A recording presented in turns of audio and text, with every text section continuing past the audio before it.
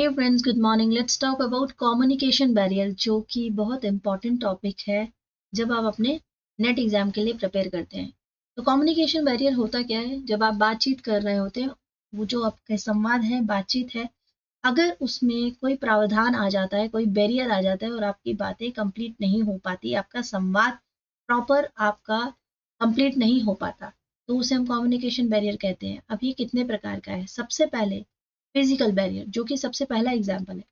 आप किसी से बात करना चाह रहे हैं बट बीच में बहुत सारा नॉइज है, या फिर आप बहुत डिस्टेंस में हैं, या फिर कोई टेक्निकल फॉल्ट आ रहा है, कोई आप फोन पे बात कर रहे हैं तो फोन ठीक काम नहीं कर रहा, या माइक्रोफोन आपका ठीक नहीं चल रहा है, कोई पुअर इंटरनेट कनेक्शन है, तो ये जितने भी इस तरह के बैरियर होंगे, ठीक है, उन्हें हम फिजिकल बैरियर कहते हैं, क्योंकि ये हमें नजर आ रहे हैं कि इनकी वजह से बातचीत नहीं हो पा रही है। नेक्स्ट आपका आएगा साइकोलॉजिकल बैरियर। अब ये क्या होता है? जैसे मान लीजिए स्ट्रेस है, आपको किसी बात की बहुत चिंता है, तो आप अपनी बात को क्लियर कर नहीं पाएंगे, क्लियर कह नहीं पाएंगे, तो आपके कम्युनिकेशन में वो झलक जाएगा कि आप टेंशन में, आप अपनी बात पूरी रख नहीं पा रहे हैं। प्रेजुडाइज और बायस का मतलब क्या होता है कि ऑलरेडी आपने एक किसी के बारे में, किसी के व्यवहार के बारे में आप पहले से सुनिश्चित हैं कि हाँ, ये तो इसी तरह का इंसान है, ये जिद्दी इंसान है, ये तो आपकी बात सुनेगा नहीं, या आप किसी के एटीट्यूड के बारे में पहले ही निश्चित करके बैठे हुए हैं, तो इससे भी मैसेज जो है उस पर फर्क पड़ जाता है। मान लीजिए कि आप किसी से बात करना चाह रहे हैं और आपको लग रहा है कि वो वही आपसे बात करना नहीं चाहेगा, शायद उसका मूड ठीक नहीं है, शायद वो जिद्दी है, तो दिस इज योर प्रिजुडाइज, आप पहले सोच रहे हो ऐसे इस बारे में, ठीक है, तो ये साइकोलॉजिकल आपके लिए बैरियर सिद्ध होगा, क्योंकि आप बात कंप्लीट नहीं कर पाएंगे। देन इमोशंस बहुत इंपॉर्टेंट एक एस्पेक्ट है, जो बैरियर भी बन जाता है, क्योंकि आप जब किसी एक्सट्रीम इमोशन में होते हो, चाहे आप बहुत गुस्से में हैं या आप बहुत दुखी हैं, तो इससे क्या होगा, आपका तब भी जो कनेक्शन है, जो कम्युनिकेशन आप करना चाहते हैं, वो भी नहीं सही से हो पाता। ठीक है। नेक्स्ट आएगा सेमेंटिक बैरियर, जो कि सबसे ज्यादा आपके क्वेश्चंस में आ रहा है, जिसमें कुछ वर्ड आपको दिखाई देंगे आजकल आपके क्वेश्चन में। जार्गन, एम्बिगिटी और कल्चरल डिफरेंसेस। ये जार्गन क्या होता है? देखिए, कुछ ऐसे वर्ड्स होते हैं जो हर एक के प्रोफेशनल लाइफ में स्टिक हो गए हैं, ठीक है, हर एक के प्रोफेशन में कुछ पर्टिकुलर शब्द हैं जो वो उसी हिसाब से यूज करता है। जैसे अगर मैं कंप्यूटर पर बैठी हूँ तो मैं कह रही हूँ हाँ भाई, कैचे मेमोरी जो होती है वो कंप्यूटर से कनेक्ट हो रही है, बट ये वर्ड क्या हम कंप्यूटर के अलावा कहीं और भी कह सकते हैं? नहीं कह सकते हैं। इसी तरह से मान लीजिए कि डॉक्टर कहता है कि डायग्नोज करेंगे हम ट्रीटमेंट को, तो क्या मैं उस वर्ड को कहीं और यूज कर सकती हूँ? नहीं कर सकते। वो एक पूरा मेडिकल टर्म का वर्ड है। इसी तरह से वो एक टेक्निकल टर्म का वर्ड है। मतलब किसी पर्टिकुलर फील्ड से, किसी पर्टिकुलर कनेक्शन से कोई वर्ड अगर जुड़ा हुआ है, तो ऐसे सारे शब्द जार्गन कहलाते हैं। ठीक है। जैसे मान लीजिए, अब कंप्यूटिंग का मैंने आपको बता दिया, बहुत सारे ऐसे वर्ड है, जैसे प्लम्बर कोई काम करता है तो वो कुछ वर्ड यूज करता है, कि फ्लैपर का यूज कर सकता है, फिर एबीएस पाइप का यूज कर सकता है, तो वो वर्ड सिर्फ उसी के प्रोफेशन से लिंक करते हैं। देन आएगा एम्बिगिटी। एम्बिगिटी क्या होता है? कुछ ऐसे वर्ड जिसके मल्टीपल मीनिंग निकलते हैं, तो उससे बहुत सारा कंफ्यूजन भी हो सकता है। राइट, ऐसे तो बहुत सारे वर्ड्स होते हैं कि मैं अपने सेंटेंस में उस वर्ड को यूज कर रही हूँ बट उसके और भी मीनिंग है। ठीक है ना? तो ये भी बहुत बड़ा एक सेमेंटिक बैरियर है। इसके अलावा नेक्स्ट बहुत बड़ा बैरियर कल्चरल डिफरेंस हो जाता है। ठीक है। हम कई बार मिसअंडरस्टैंड कर जाते हैं बातों को, क्योंकि एक से दूसरे का कल्चर मैच नहीं होता, दोनों अलग अलग कल्चर है, तो इसका बहुत ज़्यादा इफेक्ट पड़ जाता है आपके कम्युनिकेशन में। आई होप आप समझ रहे होंगे, बहुत ही सिंपल लैंग्वेज में मैं आपको बताने की कोशिश कर रही हूँ। आपको सेमेंटिक बैरियर समझ में आ गया होगा। नेक्स्ट आपका आएगा कल्चरल बैरियर। ठीक है। कल्चरल बैरियर, जैसे कि अभी हमने सिमेंटिक बैरियर में पढ़ा है कि कल्चरल डिफरेंस एक सिमेंटिक बैरियर के अंदर आता है, बट कल्चरल डिफरेंसेस में भी अलग अलग पार्ट है, अलग अलग टाइप्स है। जैसे लैंग्वेज डाइवर्सिटी। हमारे भारत में इतनी भाषाएं हैं, पूरे संसार में बहुत सारी भाषाएं हैं। अब कई बार ऐसा होता है कि एक ही प्रदेश से दूसरे प्रदेश में जब आप जाते हैं, तो आपकी डायलेक्ट में डिफरेंस आ जाता है, आपकी बातों में डिफरेंस आ जाता है।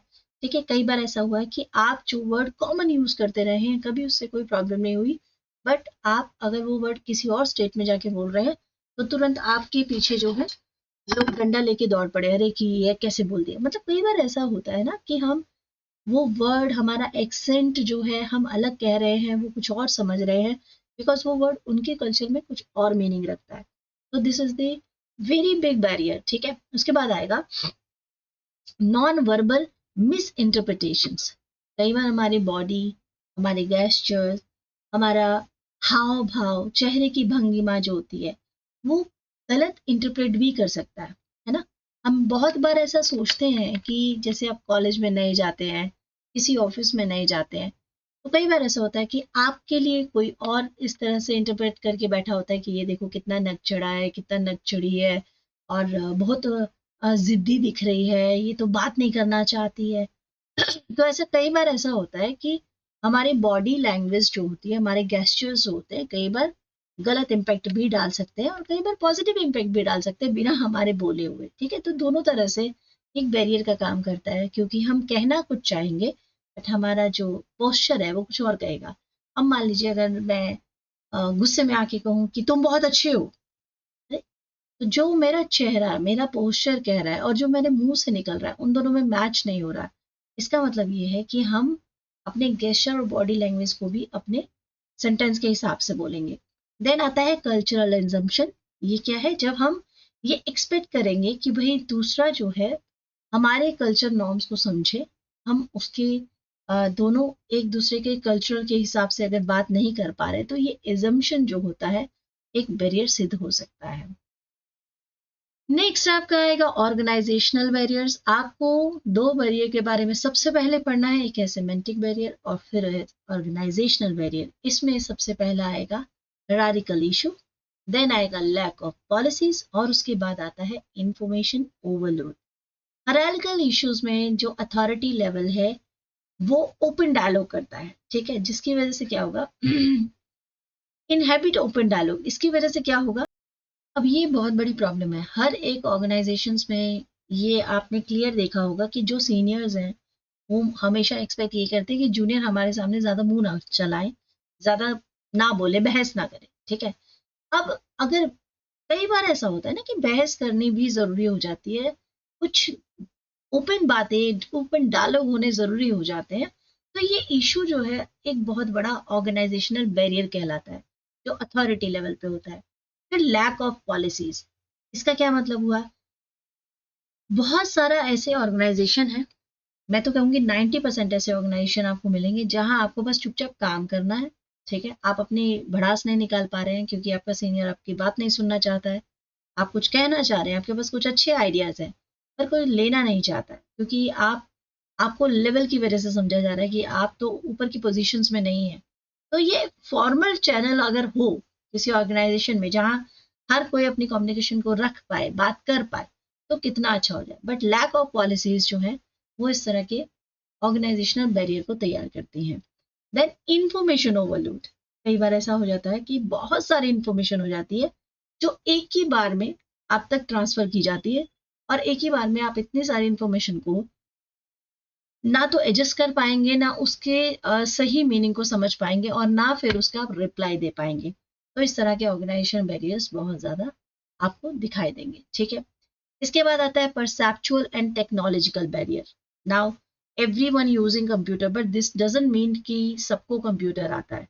ठीक है, यूज करने की कोशिश की जा रही है, वो लोग सीखना चाह रहे हैं, बट ये सब भी अभी बैरियर बन रहा है। कैसे? सबसे पहले परसेप्चुअल बैरियर। ठीक है, stereotypes and misperceptions can distort message interpretation. बहुत सारी ऐसी चीजें होती हैं जो आपकी एक सोच बहुत रूढ़िवादी बनी हुई है, पुराने विचार है या पहले से चली आ रही कोई विचारधारा में आप एकदम जकड़े हुए हैं, तो आप कोई नया चीज एक्सेप्ट नहीं करना चाहते, कुछ नई टेक्नोलॉजी एक्सेप्ट नहीं करना चाहते, तो ये भी एक बहुत बड़ा बैरियर सिद्ध होगा। Then technological barrier, digital divide and over reliance on technology can hinder communication. बिल्कुल, अब आपको बातचीत करनी है, पहले चिट्ठी लिखते थे, तो चिट्ठी जब आप लिखते थे तो उसमें बहुत सारे आप अपने संवाद को सजाकर बहुत सुंदर तरीके से शब्दों को पिरो कर लिखा करते थे, और चिट्ठी पढ़ने में मजा भी आता था, राइट। और उसके बाद एक टाइम आया जब आप मोबाइल में मैसेज टाइप करके लिखने लगे, बट नाउ और ज्यादा आ गया। अब कई बार ऐसा होता है ना कि आप अपने मोबाइल से मैसेज भेज रहे हैं, कोई वर्ड लिख रहे हैं, हैप्पी, बट वो हैप्पी की जगह कुछ और हो गया।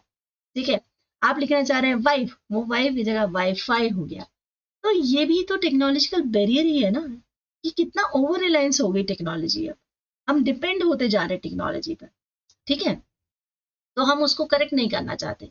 अब जैसे मान लीजिए अभी एक ऐप आया है ग्रामरली, ठीक है, वो ऐप से क्या हुआ कि आप कितने भी मिस्टेक्स कर लें, ग्रामर की मिस्टेक कर लें, तो वो ऐप करेक्ट करके देगा। तो इसका मतलब ये, अब आपको पढ़ने की भी जरूरत नहीं है, आप जी भर की गलतियां करें और अपने मेल को, अपने लेटर को उस ऐप के थ्रू डाल दें, बाकी आपका वो ऐप काम कर देगा। तो ये क्या है, ये हम टेक्नोलॉजी पे कितने डिपेंड होते जा रहे हैं, तो इससे हमें नुकसान होगा, फायदा तो नहीं होगा। तो that could be a technological barrier, right?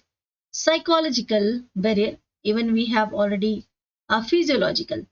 अब फिजिकल कंडीशंस जो होती हैं, कई बार सुनने में मुश्किल होने लगती है या कोई फिर वो इफेक्ट हो जाता है कम्युनिकेशन में, तो ये बहुत बड़ा इफेक्ट करता है। ठीक है, now deficient barriers. Deficient barriers, जब आप में बात को समझने की, लिखने की या बोलने की कमी है, लैक ऑफ स्किल्स, या आप उस टॉपिक पर अच्छे से नॉलेज नहीं रखते, inadequate understanding of the subject matter, insufficient knowledge, या फिर आपके पास एक्चुअली उस मुद्दे पर बोलने के लिए रिसोर्सेज की कमी है, रिसोर्स डेफिशिएंसी, और सबसे बड़ी बात लैक ऑफ कॉन्फिडेंस, जो सर यकीन मानिए 40% से ज्यादा लोगों में ये प्रॉब्लम होती है। आपको हेसिटेट हो रहा है, आप फियर है आपके मन में कि आप क्या बोलेंगे, आपके कम्युनिकेशन को सब क्या समझेंगे। ठीक है, तो this is deficient barrier. Next is structural barrier. अब ये क्या होता है, इसको अच्छे से समझते हैं। स्ट्रक्चरल बैरियर्स, सबसे पहले क्या होता है स्ट्रक्चरल बैरियर्स? कई बार हमारी सिचुएशन अलग अलग तरीके से गुजरती है, जैसे कॉम्प्लेक्स हायरार्की। ऑफिस में बहुत सारे लोग काम करते हैं, तो क्या बहुत सारे लोग आपस में सेम तरीके से बात कर पाएंगे? कोई सीनियर है, कोई जूनियर है, कोई और जूनियर है। अचानक पियोन अगर ऑफिस बॉस के रूम में जाकर चाय के लिए ऑफर करते हैं और कुछ बोलने लगते हैं, तो उन्हें तुरंत टोक दिया जाता है कि तुम्हारी इतनी हैसियत कैसे कि तुम बोल रहे हो, या तुम चुप रहो, तुम्हें चुप रहना चाहिए। मतलब कितने लेवल्स है, और ये जो लेवल्स होते हैं, इससे कम्युनिकेशन स्लो हो जाता है। तो complex hierarchy is a major structural barrier. Then lack of defined channel. कई बार हम अपनी बात किससे कहें, किसके सामने ये बात रखें, तो क्लियर कम्युनिकेशन पाथवे नहीं मिल पाता। तो lack of defined channel. Rigid rules और पॉलिसी। कई बार स्ट्रिक्ट ऑर्गेनाइजेशन नॉर्म्स होते हैं, जिससे डिस्करेजमेंट हो जाती है। बहुत सारे ऐसे एम्प्लॉय हैं जिनमें कैपेबिलिटी तो है, बट वो अपनी बात रख नहीं पा रहे हैं, क्योंकि प्रॉपर कोई चैनल नहीं है, कोई ऐसे नॉर्म्स बने हुए हैं कि हाँ आप ये बात नहीं कह सकते, आपको ऐसा नहीं कहना चाहिए। तो these rigid rules and policies can also be a structural barrier. Then next is physical layout. Poor office design, which can be limited interaction opportunity. So these all are structural barrier. Then strategies to overcome communication barrier. आप active listener बनिए, language को simplify कर दीजिए, avoid कीजिए jargon और complex terms को, यानी कि ऐसे शब्दों को जिनके मीनिंग सब कोई नहीं जानते, तो ऐसे शब्दों को आपको यूज ही नहीं करना चाहिए।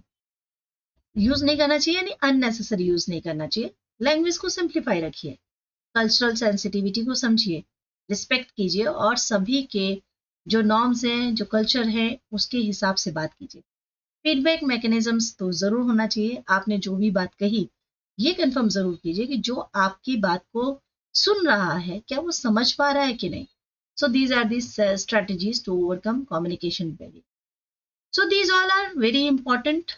ठीक है, ये टॉपिक ही बहुत इंपॉर्टेंट है। आई होप अब आप लोग इस टॉपिक को क्लियरली समझ गए होंगे। मिलूंगी मैं आपसे नेक्स्ट ऐसे ही किसी इंपॉर्टेंट टॉपिक में।